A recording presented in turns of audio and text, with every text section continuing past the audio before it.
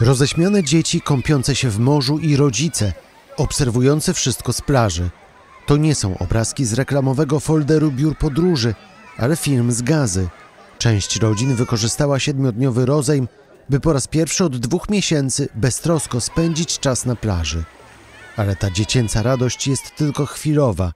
Brutalna wojna rozgorzała na nowo, a przyszłość Gazy po wojnie to teraz jeden wielki znak zapytania. Choć wiadomo, że Palestyńczyków nic dobrego raczej nie spotka. To jest podcast Świat. Zaprasza Wojciech Cegielski, korespondent zagraniczny Polskiego Radia.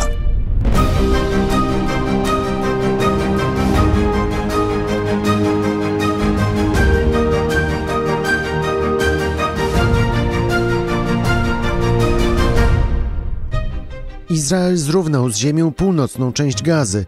Wkrótce ten sam los czeka prawdopodobnie południe palestyńskiej enklawy, gdzie właśnie rozpoczęła się ofensywa lądowa i gdzie wraz z 2 milionami cywilów ukrywają się dowódcy Hamasu. W tym odcinku dowiesz się, co będzie dalej z Gazą. Posłuchaj uważnie, a dowiesz się, czy Izrael ma w ogóle szansę pokonać Hamas i co czeka Palestyńczyków po zakończeniu trwającej już 2 miesiące wojny. Jest czwartek, 7 grudnia 2023 roku. Wojciech Cegielski, zapraszam.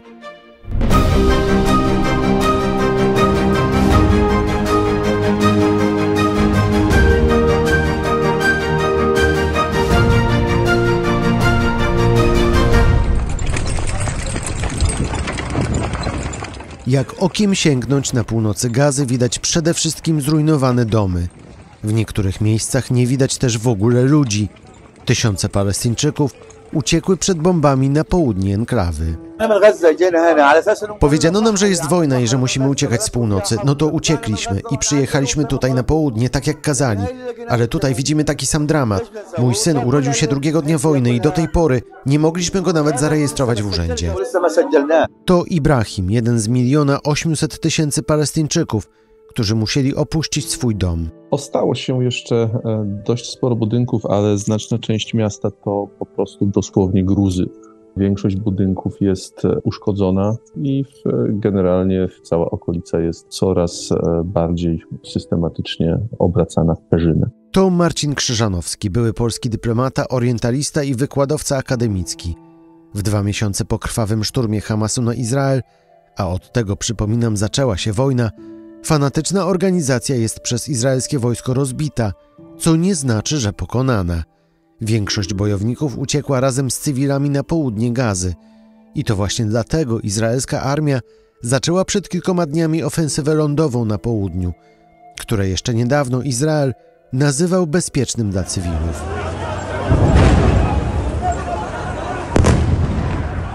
Palestyńczycy twierdzą, że izraelskie bombardowanie Chan Yunis, miasta, w którym przebywa teraz większość spośród niemal 2 milionów uciekinierów, jeszcze nigdy nie były tak intensywne.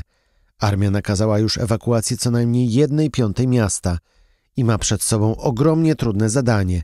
Jak zabić bojowników Hamasu, by jednocześnie oszczędzić cywilów? Przede wszystkim to ogromne straty wśród cywilów, które wzburzają opinię publiczną nie tylko w Europie i Ameryce, ale również w krajach arabskich, co jest kluczowe dla dalszego rozwoju sytuacji. Żołnierze izraelscy będą musieli, zwłaszcza rezerwiści, zwłaszcza ci młodsi żołnierze pozbawieni doświadczenia, będą musieli zmagać się z wszelkimi wyzwaniami, jakie służba wojskowa na polu bitwy lądowej, zwłaszcza tak zaciętej, ze sobą niesie.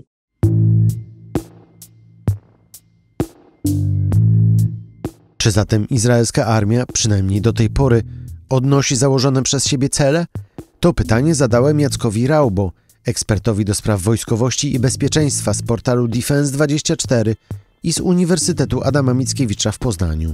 Cahal, izraelskie siły obronne zastosowały sprawdzone rozwiązania, jeżeli chodzi o walkę w terenie zurbanizowanym.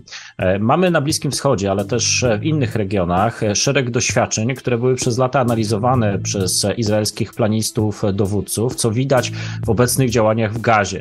Obejmują one raz synergię działań lądowych z działaniami morskimi, działaniami w powietrzu, ale też na przykład działaniami w domenie informacyjnej. Pamiętajmy, że te wszystkie elementy związane związane z cenzurą informacji, wypuszczaniem szeregu materiałów wideo, które są dystrybuowane przez stronę izraelską, to jest nie tyle element dodatkowy, co jest to element wkomponowany w operację wojskową, a więc równie ważne jest ograniczenie na przykład strat własnych na ulicach Gazy, jak i tak naprawdę osłona informacyjna. Izraelczycy moim zdaniem z jednej strony mają bardzo bogate doświadczenia własne, jeżeli chodzi też o niepowodzenia również w samej Gazie. Operacja Płynny Ołów to wykazała, więc dzisiaj minimalizują ryzyko wystąpienia strat własnych, bazując na przewadze ogniowej, na działaniu też w trybie nocnym, gdzie istnieje znaczna przewaga technologiczna z użyciem noktowizji, termowizji, systemów bezzałogowych. Izraelskie siły obronne przeszły dość dużą transformację. Może ona nie objęła wszystkich jednostek, które są zaangażowane obecnie w te działania, ale znaczną część, jeśli chodzi właśnie o działania w warunkach miejskich, warunkach zurbanizowanych.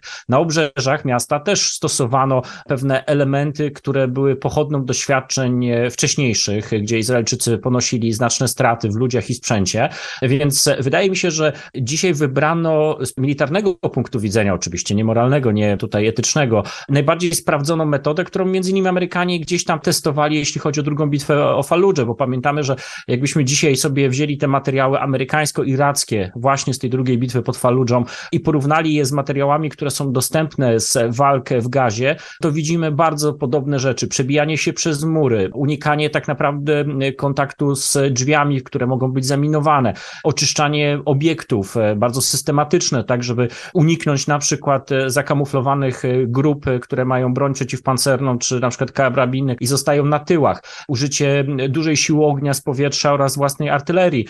Więc pod względem wojskowym mamy do czynienia po prostu z dużą bitwą miejską, jedną z największych pewnie w XXI wieku, jeżeli będziemy to oceniać z perspektywy czasu, która czerpie z doświadczeń wcześniejszych, nie tylko izraelskich. A czy pana zdaniem Izrael w tej chwili osiąga swoje cele? Izrael zapewne osiąga cele w wymiarze wojskowym, dlatego że raz pozbawił Hamas i palestyński islamski dżihad nie tylko inicjatywy w działaniach, no to tak naprawdę przeciwnicy Izraela muszą dzisiaj podejmować działania defensywne, ale z drugiej strony przede wszystkim naruszył konstrukcję bezpiecznych baz, takiego safe haven, jak to Amerykanie mówią, gdzie zauważmy, terroryści mogli swobodnie konstruować materiały wybuchowe, mogli odpalać pociski rakietowe, mogli wracać tak naprawdę po atakach terrorystycznych i ukrywać się w pobliżu obiektów, na przykład infrastruktury krytycznej Gazy, czy też szkolnej, czy wręcz przedszkola były tak naprawdę wykorzystywane jako element kamuflażu. Widzimy również dość mocną penetrację na tyle, na ile możemy oczywiście to obserwować, obiektów podziemnych, które przecież były też olbrzymim wysiłkiem finansowym budowane przez Hamas i inne grupy terrorystyczne, a więc pod względem wojskowym ta operacja może osiągnąć swój cel, polegający na tym, że w perspektywie średniej i krótkookresowej zapewne Hamas i palestyński islamski dżihad stracą znaczne możliwości i kompetencje do prowadzenia działań takich jak te ataki terrorystyczne z 7 października 2023 roku. Skala ich będzie pewnie nieporównywalnie mniejsza, jeżeli chodzi również o ostrzały rakietowe, bo być może przede wszystkim tutaj te rejony wystrzeliwania rakiet były kluczowe. Ich zajęcie, ich zniszczenie, szczególnie, że część z nich była poukrywana, bardzo profesjonalnie zakamuflowana, no będzie kosztowało terrorystów olbrzymie kwoty pieniędzy, jeżeli by mieli możliwość odtwarzania ich. No bo tutaj trzeba zaznaczyć jedną rzecz, bo mam wrażenie, że jeżeli porównujemy działania izraelskie i terrorystów, no to oczywiście Izraelczykom wylicza się, ile kosztuje każdy niemalże dzień prowadzenia tego typu dużej operacji lądowej, czy też operacji połączonej, ale pamiętajmy, że Hamas i palestyński islamski dżihad przez lata pieniądze, które miał wydawać na ludność cywilną, wydawał na budowanie tej infrastruktury, tworzenie baz zaplecza logistycznego i teraz tak naprawdę odtworzenie po ich stronie będzie o wiele trudniejsze, mając na uwadze pewnie większą i bardziej skoordynowaną kontrolę Gazy przez nie tylko wojsko izraelskie, ale służby specjalne.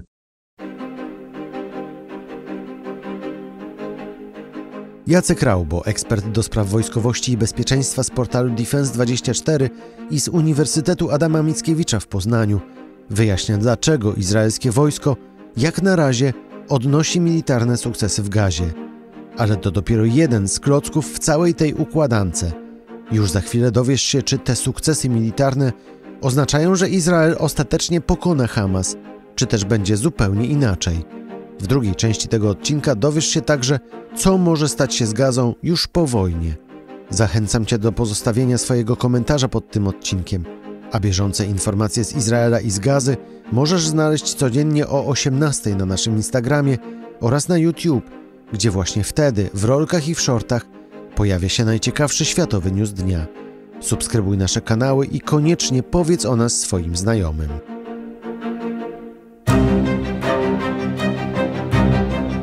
To jest podcast Świat.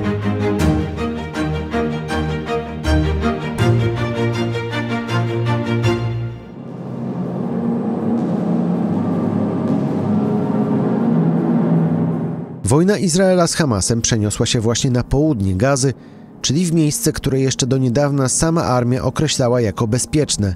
Skąd ta zmiana? Bo gdy z północy na południe Gazy, zgodnie z nakazem izraelskiego wojska, uciekali cywile, razem z nimi uciekali też bojownicy i dowódcy Hamasu. Należy założyć, że część terrorystów z Hamasu i palestyńskiego islamskiego dżihadu, zakamuflowanych jako ludność cywilna, uciekła do stref bezpiecznych. Tutaj te cele wojskowe mogą być też zupełnie inne. Wychwycenie tych osób z grup tak naprawdę, które uciekały, obecnie koczują w różnych warunkach, przy dużym nasyceniu na przykład kobietami, dziećmi, może być o wiele trudniejsze pod względem wojskowym, też pod względem rozpoznania służb specjalnych, aktywności wywiadu wojskowego oraz Szabaku, czyli Służby Bezpieczeństwa Izraelskiej, która wspiera tę operację. Mówi Jacek Raubo. Dodajmy, w chwili, gdy nagrywam ten odcinek, nie wiadomo, gdzie jest Yahya Sinwar, główny polityczny dowódca Hamasu w Gazie. Kilka tygodni temu Izrael twierdził, że Sinwar ukrywa się w jednym z bunkrów w centrum Gazy. Teraz słuch o nim zaginął. Kluczem do tej wojny będzie teraz czas.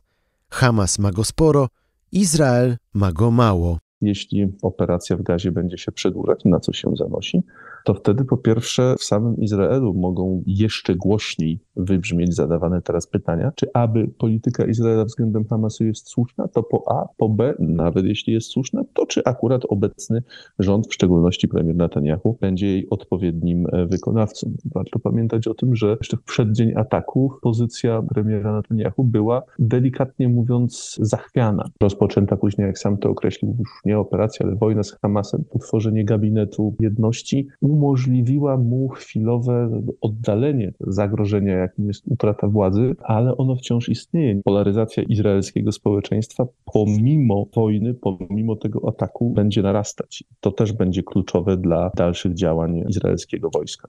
Podkreśla Marcin Krzyżanowski, były polski dyplomata, orientalista i wykładowca akademicki. Amerykanie, którzy wspierają Izrael, także mówią, i to otwarcie, że czas gra na niekorzyść Izraela, bo cierpliwość społeczności międzynarodowej kończy się tym szybciej, im więcej cywilów ginie pod bombami, a do tej pory zginęło ich już 16 000.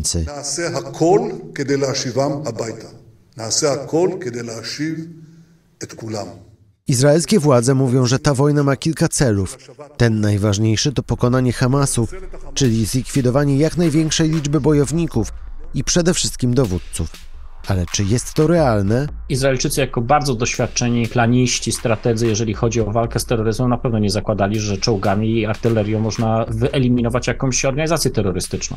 To jest też doświadczenie całego świata, że narzędzia wojskowe są skuteczne w tym wymiarze wojskowym, ale finalnie żadna organizacja terrorystyczna nie została wymazana z powierzchni ziemi, jeżeli chodzi o uderzenia tylko i wyłącznie wojskowe. To musi być synergia bardzo długofalowych działań w wymiarze finansowym, blokowania na przykład transferów finansowych, blokowania dostaw sprzętu, ale przede wszystkim to są działania ekonomiczne, społeczne, kulturowe, bazujące na tym, aby osoby w kolejnych generacjach nie przystępowały do organizacji terrorystycznej albo na przykład nie kreowały nowych, jakichś mniejszych struktur, które są trudniejsze do penetracji, ewentualnie nowych, bardziej radykalnych form aktywności terrorystycznej. Więc wydaje mi się, że dla dowódców izraelskich, czy też liderów na przykład wspólnoty wywiadowczej naturalnym jest uznanie, że Hamas nie zostanie pokonany jedną wielką walną bitwą, czy też szeregiem potyczek związanych z zajęciem Gazy, czy też działaniami w Gazie. Jest to moim zdaniem ukierunkowane raz na wyeliminowanie zagrożeń krótkookresowych i średniookresowego osłabienia tych organizacji terrorystycznych, przede wszystkim pod względem rakietowym, przede wszystkim pod względem też prowadzenia skoordynowanych dużych uderzeń, takich jakie miało miejsce 7 października, kiedy ta orgia przemocy przetoczyła się przez całą niemalże granicę z Gazą, jeżeli chodzi o kibuce, jeżeli chodzi o miasteczka izraelskie, które zostały zaatakowane brutalnie przez terrorystów. Więc to jest moim zdaniem oczywiście pewne działanie krótko- i średniookresowe. Dodaje Jacek Raubo. Innymi słowy, ta wojna raczej nie doprowadzi do zlikwidowania Hamasu, ale raczej do jego osłabienia. Brytyjski The Guardian twierdzi, że do tej pory w wojnie zginęło od 1000 do 2000 bojowników, a cały Hamas liczy około 30 000, plus jeszcze bojownicy islamskiego dżihadu i innych organizacji sprzymierzonych z Hamasem.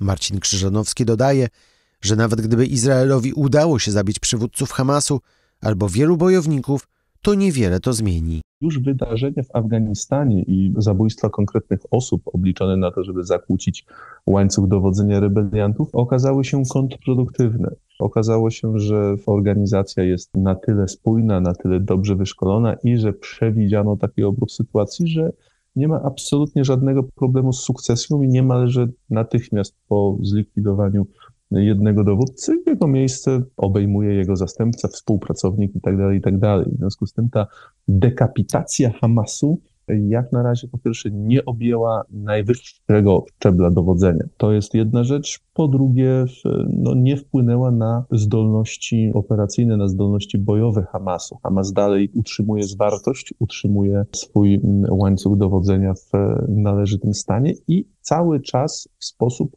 skoordynowany kontratakuje.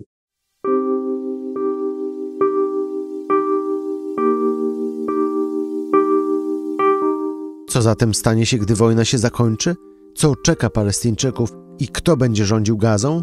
Jeśli Izrael nie będzie w stanie wykorzenić Hamasu z Gazy, no to sytuacja tak naprawdę wróci do status quo ante, czyli tego, co było przed 7 października, oczywiście ze zwiększeniem uwagi i dofinansowaniem bariery oddzielającej Izrael od Gazy. Tylko że wtedy Hamas prędzej czy później znowu powtórzy swój atak. Pytanie, czy po tym, jak Izrael opanuje całą Gazę, z tego co można wnioskować, to zamierza kontynuować operację aż do przejęcia fizycznej kontroli nad całością tej enklawy. No i pytanie, co dalej? W jakiś sposób to miasto trzeba będzie odbudować. Kto będzie za to płacił? To po A. Po B, jeszcze raz powtórzę, kto będzie tam sprawował władzę. Izrael nie pali się za bardzo ani do permanentnej okupacji strefy Gazy, ani do prowadzenia długofalowej misji policyjnej. Fatah byłby w stanie przemyśleć koncepcję przejęcia władzy w Gazie. Pytanie, czy zdołałby ją utrzymać, czy zdołałby utrzymać porządek i czy sam Fatah nie stałby się właśnie celem ataków Hamasu. Uporządkujmy zatem. Jeśli Hamas utrzyma się przy władzy, to w Gazie nic się nie zmieni. Sytuacja będzie dokładnie taka sama, jak to, o czym mówiłem Ci w jednym z poprzednich odcinków, który możesz znaleźć w 3. sezonie pod tytułem Co się dzieje w strefie Gazy. Jeśli Izrael pokona Hamas, to mamy co najmniej 3 scenariusze przyszłości Gazy. Ten najmniej prawdopodobny to, jak mówi Marcin Krzyżanowski, wysłanie na miejsce sił pokojowych ONZ. Nie wyobrażam sobie za bardzo, żeby jakaś instytucja, włącznie z ONZ-em, zdecydowała się na rozmieszczenie tam sił rozjemczych, sił pokojowych, czy też po prostu sił policyjnych. Z jednej prostej przyczyny staliby się od razu celem dla wciąż prawdopodobnie istniejącego Hamasu. Co jest istotne, osobiście uważam, że nawet jeśli jakimś cudem Izraelowi uda się pokonać Hamas, to wkrótce na jego miejsce powstanie jakaś nowa organizacja antyizraelska, nowa organizacja palestyńska, Hamas 2.0, którego zasilą rodziny ofiar izraelskich bombardowań i członkowie ofiar właśnie cywilów zabitych przez armię izraelską. Drugi scenariusz to przejęcie władzy w Gazie przez rząd z zachodniego brzegu, czyli przez prezydenta autonomii palestyńskiej Mahmuda Abbasa. Tego chcą Stany Zjednoczone, ale nie zgadza się na to ani Izrael, ani też sami Palestyńczycy w Gazie, bo dla nich władze w Ramalli są skorumpowane i przede wszystkim słabe. I trzeci scenariusz, ten najbardziej prawdopodobny. Wejście Izraela do Gazy na stałe i ponowna okupacja, bądź inna forma kontroli przez izraelskie wojsko. Tego chce Izrael. Sprzeciwiają się temu Stany Zjednoczone. Ale powiedzmy to sobie wprost, karty rozdaje Izrael. A co to oznacza dla Palestyńczyków z Gazy? Żadnych zmian na lepsze. Albo nadal będą rządzeni przez fanatyków z Hamasu, albo okupowani przez Izrael. I tak samo sfrustrowani, jak ich rodacy z zachodniego brzegu. A na koniec jeszcze jedna ważna uwaga. Zaraz po tym, jak 7 października Hamas napadł na Izrael i zaskoczył wszystkich skalą ataku, eksperci, dziennikarze, politycy, wszyscy mówili, że teraz musi się coś zmienić w konflikcie izraelsko-palestyńskim, bo dotychczasowy status quo jest nie do utrzymania. Ale wraz z upływem kolejnych tygodni coraz wyraźniej widać, że prawdopodobnie w tym konflikcie nie zmieni się nic.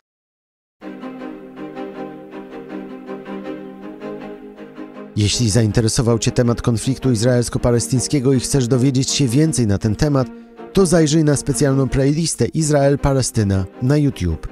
A premierowe odcinki podcastu możesz znaleźć w każdy czwartek na kanale Podcast Świat na YouTube oraz na stronie internetowej Polskiego Radia i na platformach podcastowych, w tym Spotify, SoundCloud i Apple Podcasts. Na naszym kanale na YouTube w każdą niedzielę pojawiają się też filmy z niebanalnymi historiami z całego świata, a w tygodniu na YouTube i na Instagramie Podcast Świat o 18:00 dajemy Ci najważniejszy światowy news dnia. Subskrybuj nas na YouTube i włącz powiadomienia. Śledź nas też na Instagramie. Komentuj, krytykuj i koniecznie powiedz o nas swoim znajomym. Teraz to wszystko. Ja nazywam się Wojciech Cegielski. Dziękuję za uwagę i wracam za tydzień.